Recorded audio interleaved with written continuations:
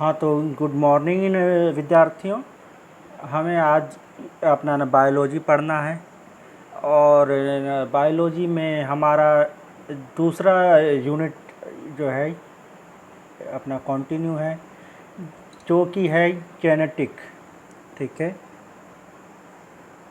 Genetic क्या होता है कि हमें वंशागति, जो वंश में गति हो रही है ये लक्षणों की, वो किस प्रकार से होती है और क्यों होती है, इसके बारे में हमें डिटेल से पढ़ना है। और फादर ऑफ जेनेटिक्स जो हैं वो है अपना मेंडल सर। ठीक है, और जैसा कि आपको मालूम है कि अपना जो है मेंडल सर ने जो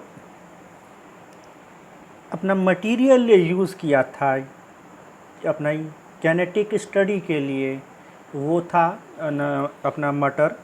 और मटर का वैज्ञानिक नाम क्या होता है? Pisum sativum. ठीक है, लेकिन इन्होंने इतनी सारी चीज़ों को छोड़कर सिर्फ मटर का ही उपयोग वो क्यों किया? ठीक है, तो इसका कारण क्या था कि जो अपना मटर का पौधा होता है वो क्या होता है, वो वार्षिक होता है।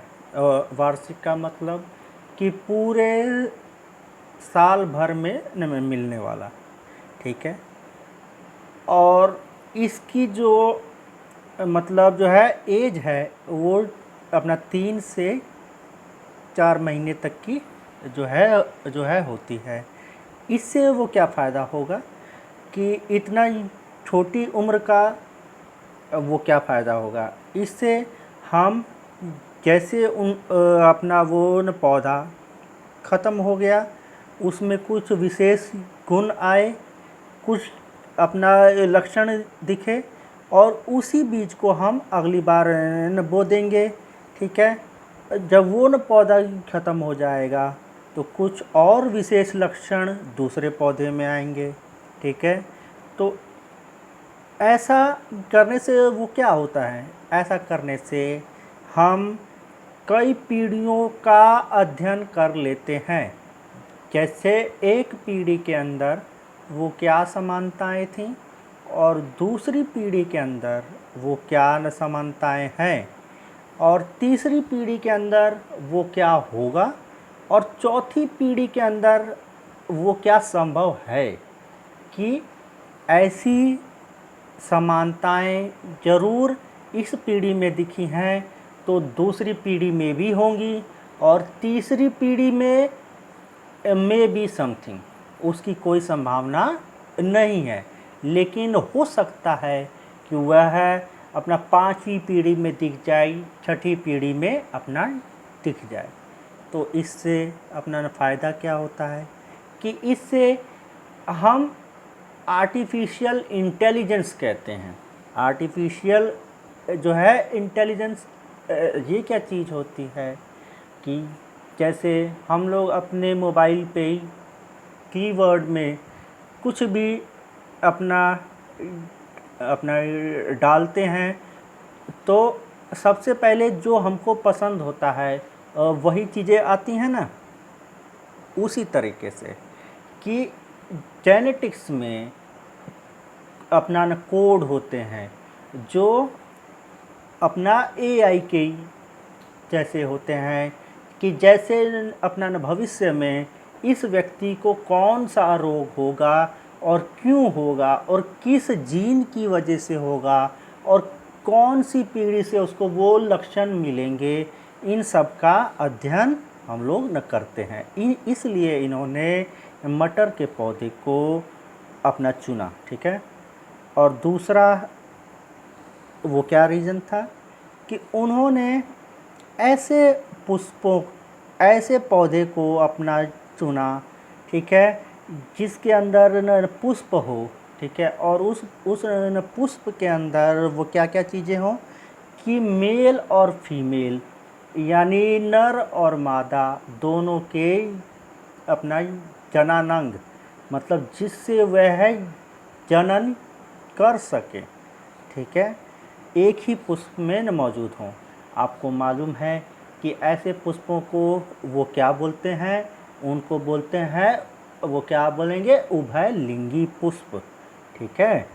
अब ये क्या बोला है कि ऐसे पुष्प जिनमें किसी मेल या फीमेल की रिक्वायरमेंट कुछ ना हो, ऐसे पुष्पों को वो क्या बोलेंगे, उभयलिंगी पुष्प। लेकिन अब जो तीसरा पॉइंट है ये क्या है कि नेचुरल रूप से उनमें पॉलिनेशन संभव ना हो, कि अपना ये नेचुरल रूप से कैसे होता है कि वायु की मदद से, किसी पक्षी की न मदद से, ठीक है। आपने बहुत सारे फूलों को देखा होगा, जो पुष्प होते हैं वो आगे की ओर होते हैं, खिले हुए होते हैं, ठीक है। लेकिन अगर आप मटर के पौधे को अगर आप देखेंगे तो उसका पुष्प नीचे की ओर झुका होता है। वो क्यों झुका होता है कि उसके अंदर कृत्रिम पॉलिनेशन, ठीक है, नहीं कृत्रिम नहीं, नेचुरल जो है न पॉलिनेशन असंभव है, ठीक है। जो भी पुष्प के अंदर मटर बनेगा, ठीक है, वह उसी पुष्प से न बनेगा, कोई बाहरी से छेड़छाड़ असंभव है, ठीक है। लेकिन इन द केस अगर वो पॉसिबल हो कि अपना कृत्रिम तरीके से भी अगर हम उसका न पॉलिनेशन कर देते हैं तो उससे जो भी न पौधा बनेगा वो क्या होगा कि उसमें भी जनन करने की क्षमता मौजूद होती है। कि मतलब इंसान ने ऐसा पुष्प चुना जिसके अंदर अगर वो छेड़छाड़ भी कर दे कृत्रिम रूप से तो उसको कोई फर्क कुछ ना पड़े, ठीक है। कि जैसे मतलब इन द केस कि हम जेनेटिक्स में किसी इंसान को बनाए और वो इंसान बन तो गया लेकिन उसके अंदर क्या है, उसके अंदर मूवमेंट नहीं है, हिलता नहीं है, उससे क्या मतलब हुआ, उससे कोई मतलब नहीं हुआ, उस बनाने का वो क्या फ़ायदा।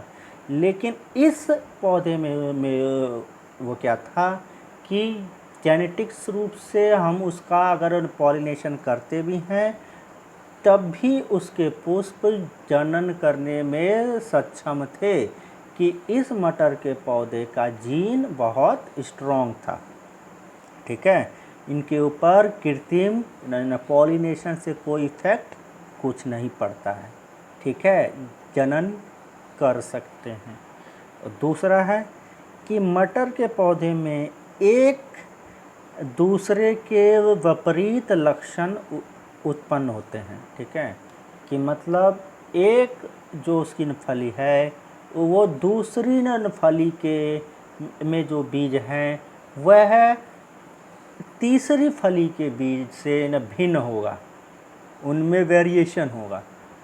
कभी आप देखिएगा, ठीक है, एक्सपेरिमेंट करके कि 3 मटर लीजिएगा, उसको एक मटर को खोल के उसके जितने भी दाने हैं निकाल के एक साइड, दूसरे के दूसरे साइड, तीसरे के तीसरे साइड, देखेगा कि तीनों में कुछ न कुछ भिन्नताएं जरूर होंगी। वो क्यों होंगी, क्योंकि इनके अंदर वो क्या हुआ है, अपना कृत्रिम अपना परागन हुआ है और विपरीत लक्षण है इनके अंदर। इससे क्या है कि वंशागति में कुछ न कुछ बदलाव होते रहते हैं। वो क्योंकि वो प्रत्येक मटर बाद में जाके एक न पौधा बनेगा, उसमें भी न फल लगेंगे, उसमें भी विभिन्नताएं होंगी, ठीक है।